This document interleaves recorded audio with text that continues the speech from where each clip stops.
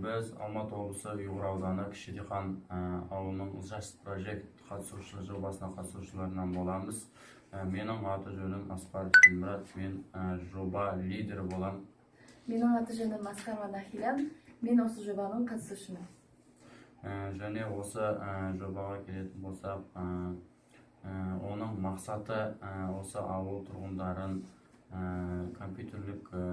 түрлі компьютерлік ремонт жұмыстарын жасау және компьютерлік сауаттылығын арттыру, заманға сай солардың білімін арттыру болып табылады.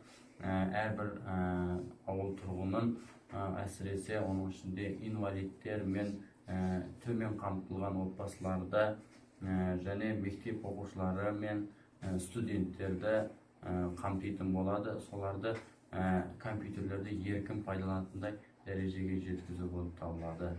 Және осы сіздердің қолдауларыңыздың арқасында осындай кабинеттерге, осындай мүмкіншіліктерге және ауыл тұрғындарының түрлі бұзылған компьютерлерін жасау мүмкіншілігіне ие болып отырмыз. Мен осы ауылдың тұрғынымын. Осы Аскаров Дилмұрат деген жігіттің әкесі боламын. Енді осы жігітке осы жас проект компаниясының, үйлестіруші компаниясының осы көрсетіп жатқан осындай көмегіне, осыған ақша бөліп, осы ауылымыздағы жастардың жұмыссыз екендігін бәрін еске алып, осыларға ақша бөліп жатқаныңыздарға мың рахмет. Соның бастығы Вера Александровна Ким және талқылаған бойынша бастығы жаңағы біздің Мадина қызымызға жас проект жобасының. Бұларды жігіттер, клиенттер көп, осындай баламызға жұмыс тауып бергеніңіздерге рахмет айтамыз.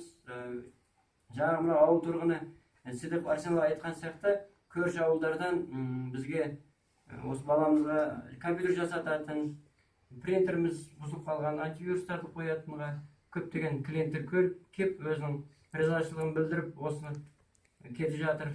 Аудан орталығы бізге алыс 100 км. Барып келуі 200 км. Сондықтан біздің осы көрші ауылдар қазір осы жігітке келіп, баламызға компьютерлер жасатып, алғысын алып жатыр. Енді келешекте осы мастерскойны міне енді ашылдық біз жас проекттің артынан. Енді келешекте осы мүгедек балаларды тағы ремонт жұмыстарын бастадық. Жұмыспен аз қамтылған осы ауыл тұрғындарын, инвалидтеріміз бар, соларға көмегін аямай көрсетіп жатыр. Солармен суреттер түсіп, үйіне шақырса, үйіне барып жасап беріп, солар болып жатыр. Сіздердің осындай қолдап, осындай жұмыс орындарын ашуға көмектескендеріңізге біз рахмет айтамыз.